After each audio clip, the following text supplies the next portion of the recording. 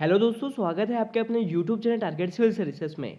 आज है 4 फरवरी और 4 फरवरी से जितने भी करंट अफेयर्स के क्वेश्चन बनने वाले हैं, सारे क्वेश्चन को इस लेक्चर में हम डिस्कस करने वाले हैं। और साथ ही दोस्तों, इन करंट अफेयर्स के क्वेश्चन से जो भी एक्स्ट्रा फैक्टर बनेगा उन्हें भी हम दिखने वाले हैं। सबसे पहले हम बात करते हैं जो लास्ट क्लास में आपसे क्वेश्चन पूछा गया था, वार्षिक वित्तीय विवरण का उल्लेख संविधान के किस अनुच्छेद में किया गया है। तो इसका जो उल्लेख है दोस्तों वो आर्टिकल 112 में किया गया है। यहाँ पे करेक्ट आंसर है ऑप्शन 2, अनुच्छेद 112। दोस्तों यहाँ पे मैं आपको बता दूं कि संविधान के किस अनुच्छेद में अगर बजट शब्द का प्रयोग हुआ है, तो मैं आपको बता दूं कि ऐसा कोई भी अनुच्छेद मतलब आर्टिकल नहीं है जिसमें बजट शब्द का प्रयोग हुआ है। संविधान में बजट शब्द की जगह क्या प्रयोग होता है, तो वार्षिक वित्तीय विवरण इसमें प्रयोग किया जाता है। और ये जो वार्षिक वित्तीय विवरण है, इसका जिक्र संविधान के किस अनुच्छेद में किया जाता है, तो आर्टिकल याद रखना है आपको 112। और साथ ही दोस्तों यहाँ पे मैं आपको बता दूं कि लगातार चौथी बार बजट पेश करने वाली पहली महिला वित्त मंत्री कौन बन गई है, तो यह निर्मला सीतारमण जी बन गई है। और संसद में कितनी बार पेपरलेस बजट को पेश किया गया है, तो 2 बार आपको याद रखना। तो याद रखना दोस्तों, यहाँ पे करेक्ट आंसर है ऑप्शन 2 कि वार्षिक वित्तीय विवरण का जो उल्लेख है वो संविधान के किस अनुच्छेद में किया है, तो आर्टिकल 112 में किया है।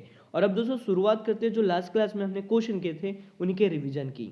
तो रिवीजन का पहला क्वेश्चन है कि 150 गांव को उत्कृष्टता के गांव में बदलने के लिए केंद्र सरकार ने किस देश के साथ समझौता किया है। तो यह समझौता किया है इजराइल के साथ। यहाँ पे राइट आंसर हो जाएगा ऑप्शन 2। नेक्स्ट क्वेश्चन है कि हाल ही में किस राज्य को पहली बार मालगाड़ी से जोड़ा गया है। तो यह जोड़ा है दोस्तों मणिपुर राज्य को। यहाँ पे करेक्ट आंसर है ऑप्शन 3। नेक्स्ट क्वेश्चन की वर्ल्ड गेम्स एथलीट 2021 जीतने वाले पहले भारतीय पुरुष खिलाड़ी कौन बने हैं। ये बने हैं दोस्तों PR श्रीजेश। यहाँ पे करेक्ट आंसर है ऑप्शन 4। अगला क्वेश्चन है दोस्तों कि स्पुतक गस्टर फेस्टिवल 2022 कहाँ पर शुरू हुआ है। तो इसकी जो शुरुआत है दोस्तों वो लद्दाख केंद्र शासित प्रदेश में की है। करेक्ट आंसर है यहाँ पे ऑप्शन 4। नेक्स्ट क्वेश्चन है कि हर साल विश्व आर्द्रभूमि दिवस कब मनाया जाता है। तो इसे मनाया जाता है प्रतिवर्ष 2 फरवरी को। करेक्ट आंसर है यहाँ पे ऑप्शन 3। अगला क्वेश्चन है दोस्तों कि देश का पहला स्पोर्ट्स यूनिकॉर्न कौन सी IPL टीम बनी है। तो ये बनी है चेन्नई सुपर किंग्स। यहाँ पे करेक्ट आंसर है ऑप्शन 4। अगला क्वेश्चन था दोस्तों कि सर्जियो मत्तारेल्ला किस देश के फिर से राष्ट्रपति बने हैं। तो ये बने हैं दोस्तों इटली के। तो यहाँ पे करेक्ट आंसर है ऑप्शन 4। और रिवीजन का लास्ट क्वेश्चन है दोस्तों कि भारत का पहला भूवैज्ञानिक पार्क किस राज्य में बनाया जाएगा। तो इसे बनाया जा रहा है जबलपुर मध्य प्रदेश राज्य में। करेक्ट आंसर है यहाँ पे ऑप्शन 4। और अब दोस्तों शुरुआत करते हैं आज के करंट अफेयर्स की। और अभी तक आपने हमारे लेक्चर को लाइक नहीं किया है तो लाइक जरूर कर दे, शेयर भी कर दे। अगर आप इस चैनल पर नए हो दोस्तों तो इसे सब्सक्राइब भी जरूर करें। तो आज का पहला क्वेश्चन है कि बैडमिंटन टूर्नामेंट ओडिशा ओपन 2022 पुरुष एकल का जो खिताब है वो किसने जीता है। तो इस खिताब को जीत लिया दोस्तों किरण जॉर्ज ने। करेक्ट आंसर है यहाँ पे ऑप्शन 2। और आप देख सकते हैं दोस्तों ये है किरण जॉर्ज जिन्होंने बैडमिंटन टूर्नामेंट ओडिशा ओपन 2022 का खिताब अपने नाम किया है। तो 21 वर्षीय किरण जॉर्ज ने प्रियांशु राजावत को हराकर ओडिशा ओपन 2022 में पुरुष एकल का खिताब अपने नाम किया है। यहीं पे हम दोस्तों बात करें महिला वर्ग में तो उन्नति हुड्डा ने ओडिशा ओपन 2022 का खिताब जीता है। और इसका जो आयोजन है वो कहाँ पर किया गया था, तो जवाहरलाल इंडोर स्टेडियम कटक उड़ीसा में इसका आयोजन किया गया था। तो याद रखना दोस्तों आपको कि किरण जॉर्ज ने बैडमिंटन टूर्नामेंट ओडिशा ओपन 2022 में पुरुष एकल का खिताब अपने नाम किया है। और महिला एकल का जो खिताब है वो किसने अपने नाम किया है, तो उन्नति हुड्डा ने। और अब चलते हैं अगले क्वेश्चन की ओर। और आपके लिए अगला क्वेश्चन दोस्तों कि भारत के किस एथलीट को लॉरियस स्पोर्ट्स अवार्ड के लिए नॉमिनेट किया गया है। तो यह नॉमिनेट किया गया है नीरज चोपड़ा को। याद रखना यहाँ पे करेक्ट आंसर है ऑप्शन 3। और आप देख सकते हो दोस्तों ये है नीरज चोपड़ा। तो दोस्तों मैं आपको बता दूं कि नीरज चोपड़ा को लॉरियस स्पोर्ट्स अवार्ड के लिए 6 और खिलाड़ियों के साथ नॉमिनेशन मिला है। पोलैंड के फुटबॉलर रॉबर्ट लेवेंडोस्की, सर्बिया के टेनिस खिलाड़ी नोवाक जोकोविच और ऑस्ट्रेलिया की एशले बार्टी भी अलग अलग श्रेणियों में नामांकित हुई है। नीरज चोपड़ा के पहले पहलवान विनेश फोगाट और सचिन तेंदुलकर को दोस्तों नॉमिनेट किया जा चुका है। तो याद रखना आपको कि भारत के किस एथलीट को लॉरियस स्पोर्ट्स अवार्ड के लिए नॉमिनेट किया गया है, तो नीरज चोपड़ा को।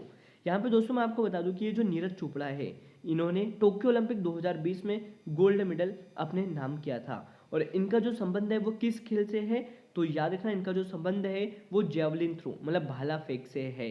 और अब चलते हैं अगले क्वेश्चन की ओर। और आपके लिए अगला क्वेश्चन है कि केंद्रीय बजट 2022-23 में वित्त मंत्री निर्मला सीतारमण ने क्रिप्टो करेंसी पर कितने प्रतिशत टैक्स लगाने की घोषणा की है। तो यह घोषणा की है दोस्तों 30% टैक्स लगाने की। यहाँ पे करेक्ट आंसर है ऑप्शन थर्ड। तो वित्त मंत्री निर्मला सीतारमण ने आम बजट में डिजिटल करेंसी क्रिप्टो करेंसी पर 30% टैक्स लगाने का ऐलान किया है। यहाँ पे करेक्ट आंसर है दोस्तों ऑप्शन थर्ड। यहाँ पे हम बात कर रहे हैं क्रिप्टो करेंसी की, तो थोड़ा इसको समझ लेते हैं। तो दोस्तों ये जो क्रिप्टो करेंसी है यह वित्तीय लेन देन का एक जरिया है, बिल्कुल भारतीय रुपए और अमेरिकी डॉलर के समान। अंतर सिर्फ इसमें इतना है कि यह आभासी है और दिखाई नहीं देती, ना ही आप इसे छू सकते हो। इसलिए दोस्तों इसे डिजिटल करेंसी के नाम से भी जाना जाता है। तो आपको याद रखना है कि क्रिप्टो करेंसी पर अब कितने प्रतिशत टैक्स लगाने की घोषणा की है, तो 30%। करेक्ट आंसर है यहाँ पे ऑप्शन थर्ड। और अब चलते हैं अगले क्वेश्चन की ओर। और आपके लिए अगला क्वेश्चन दोस्तों कि डीआरडीओ की रक्षा अनुसंधान और विकास प्रयोगशाला के नए निदेशक कौन बने हैं। तो ये बने हैं दोस्तों श्रीनिवास मूर्ति। करेक्ट आंसर है यहाँ पे ऑप्शन टू। और आप देख सकते हो दोस्तों ये है श्रीनिवास मूर्ति, जिनको हाल ही में डीआरडीओ की रक्षा अनुसंधान और विकास प्रयोगशाला के नए महानिदेशक के रूप में नियुक्त किया है। तो दोस्तों मैं आपको बता दूं कि ये जो श्रीनिवास मूर्ति है इनको डीआरडीओ की रक्षा अनुसंधान और विकास प्रयोगशाला का नया निदेशक नियुक्त किया गया है। श्रीनिवास मूर्ति डॉक्टर दशरथ राम की जगह लेंगे। दोस्तों ये जो defence research and development laboratory है इसकी जो स्थापना है वो 1961 में हुई थी और इसका मुख्यालय हैदराबाद में स्थित है। तो ये सभी महत्वपूर्ण पॉइंट है इस क्वेश्चन से जो आपको याद रखना है। करेक्ट आंसर हो गया यहाँ पे दोस्तों ऑप्शन टू श्रीनिवास मूर्ति। और अब चलते हैं अगले क्वेश्चन की ओर। अगला क्वेश्चन है कि हाल ही में किस मंत्रालय में दवाओं की होम डिलीवरी हेतु सेहत योजना को शुरू किया है। तो इसे शुरू किया दोस्तों रक्षा मंत्रालय ने। करेक्ट आंसर है यहाँ पे ऑप्शन थर्ड। तो दोस्तों मैं आपको बता दूं कि दिल्ली में ऑनलाइन चिकित्सा परामर्श मंच के माध्यम से स्वास्थ्य सेवा लेने वाले सेवानिवृत्त सैनिकों और सेवारत सैन्य कर्मियों के लिए दवाओं की होम डिलीवरी शुरू की है। और इसका जो उद्देश्य है वो क्या है, तो मरीजों को उनको घरों में आराम से गुणवत्तापूर्वक स्वास्थ्य सेवाएं प्रदान करना है। तो याद रखना दोस्तों आपको कि रक्षा मंत्रालय में दवाओं की होम डिलीवरी हेतु सेहत योजना को शुरू किया है। यहाँ पे करेक्ट आंसर क्या हो गया ऑप्शन थर्ड। और अब चलते हैं अगले क्वेश्चन की ओर। आपके लिए अगला क्वेश्चन कि डिफेंस इंटेलिजेंस एजेंसी के नए प्रमुख के रूप में किसे नियुक्त किया गया है। तो यह नियुक्त किया है दोस्तों GAV रेड्डी को। करेक्ट आंसर है यहाँ पे ऑप्शन वन। और आप देख सकते हो दोस्तों ये है GAV रेड्डी। तो दोस्तों मैं आपको बता दूं कि लेफ्टिनेंट जनरल GAV रेड्डी को रक्षा खुफिया एजेंसी मतलब डिफेंस इंटेलिजेंस एजेंसी के हेड नए प्रमुख के रूप में नियुक्त किया गया है। किसका स्थान लेने वाले हैं, तो यह लेफ्टिनेंट जनरल KJS ढिल्लों की जगह लेने वाले हैं। रक्षा खुफिया एजेंसी के महानिदेशक संगठन के प्रमुख हैं और रक्षा मंत्री और रक्षा स्टाफ के प्रमुख खुफिया सलाहकार में से एक है। तो याद रखना दोस्तों आपको कि डिफेंस इंटेलिजेंस एजेंसी के नए प्रमुख कौन नियुक्त हुए हैं, तो GAV रेड्डी नियुक्त हुए हैं। वर्तमान में हम बात करें डिफेंस मिनिस्टर की, तो दोस्तों ये राजनाथ सिंह है। नाम याद रखना कौन है, ये राजनाथ सिंह है। और अब चलते हैं अगले क्वेश्चन की ओर। और आपके लिए अगला क्वेश्चन है कि हाल ही में रूपिंदर सिंह सूरी का निधन हो गया है। वह दोस्तों किस पद पर कार्यरत थे। तो दोस्तों यह कार्यरत थे अतिरिक्त सॉलिसिटर जनरल पद पर। करेक्ट आंसर है यहाँ पे ऑप्शन थर्ड। तो वरिष्ठ अधिवक्ता और अतिरिक्त सॉलिसिटर जनरल रूपिंदर सिंह का निधन हो गया है। उन्हें दोस्तों जून 2020 में ASG मतलब एडिशनल सॉलिसिटर जनरल नियुक्त किया गया था। उन्हें 2009 में एक वरिष्ठ अधिवक्ता के रूप में नामित किया गया था। उन्होंने दोस्तों सुप्रीम कोर्ट बार एसोसिएशन और supreme court advocates on record association के अध्यक्ष के रूप में भी कार्य किया है। तो आपको याद रखना है कि रूपिंदर सिंह सूरी का निधन हो गया। और दोस्तों ये कौन से पद पर कार्यरत थे, तो अतिरिक्त सॉलिसिटर जनरल के रूप में कार्यरत थे। और अब चलते हैं आज के लास्ट क्वेश्चन की ओर। और आपके लिए आज का लास्ट क्वेश्चन दोस्तों कि राष्ट्रीय इलेक्ट्रॉनिक एवं सूचना प्रौद्योगिकी संस्था के नए महानिदेशक के रूप में निम्नलिखित में से किसे नियुक्त किया गया है। तो यह नियुक्त किया है डॉक्टर मदन मोहन त्रिपाठी को। करेक्ट आंसर है यहाँ पे ऑप्शन 1 डॉक्टर मदन मोहन त्रिपाठी। और आप देख सकते हो दोस्तों, ये है डॉक्टर मदन मोहन त्रिपाठी, जिन्हें राष्ट्रीय इलेक्ट्रॉनिक एवं सूचना प्रौद्योगिकी संस्था के नए महानिदेशक के रूप में नियुक्त किया है। तो दोस्तों, डॉक्टर मदन मोहन त्रिपाठी ने 1 फरवरी को राष्ट्रीय इलेक्ट्रॉनिक एवं सूचना प्रौद्योगिकी संस्था के महानिदेशक के रूप में कार्यभार संभाल लिया है। यह संस्थान भारत के इलेक्ट्रॉनिक्स और सूचना प्रौद्योगिकी मंत्रालय के तहत एक स्वायत्त निकाय है। दोस्तों, मैं आपको बता दूं कि ये जो डॉक्टर मदन मोहन त्रिपाठी है, यह इससे पहले नई दिल्ली स्थित दिल्ली प्रौद्योगिकी विश्वविद्यालय में बतौर प्रोफेसर काम कर रहे थे। डीटीयू में दोस्तों मदन मोहन त्रिपाठी आंतरिक गुणवत्ता आश्वासन प्रकोष्ठ के डायरेक्टर के तौर पर भी काम कर चुके हैं। तो आपको याद रखना, यहाँ पे करेक्ट आंसर क्या हो गया, ऑप्शन 1 डॉक्टर मदन मोहन त्रिपाठी राष्ट्रीय इलेक्ट्रॉनिक एवं सूचना प्रौद्योगिकी संस्था के महानिदेशक नियुक्त किए गए हैं। और अब दोस्तों शुरुआत करते हैं डेली जी के तड़का डोज 16 की। तो आज का पहला क्वेश्चन है आपके लिए कि भारतीय संविधान का कौन सा अनुच्छेद नई अखिल भारतीय सेवा की स्थापना का प्रावधान करता है। तो आर्टिकल नंबर है दोस्तों 312। करेक्ट आंसर है यहाँ पे अनुच्छेद 312। नेक्स्ट क्वेश्चन है कि स्वतंत्र भारत का पहला बजट किसने पेश किया था। तो इस बजट को पेश किया था आर के सन्मुख चेट्टी ने। याद रखना, आर के सन्मुख चेट्टी ने दोस्तों स्वतंत्र भारत का पहला बजट पेश किया था। नेक्स्ट क्वेश्चन है कि सिख संप्रदाय की स्थापना का जो श्रेय है वो किसे जाता है।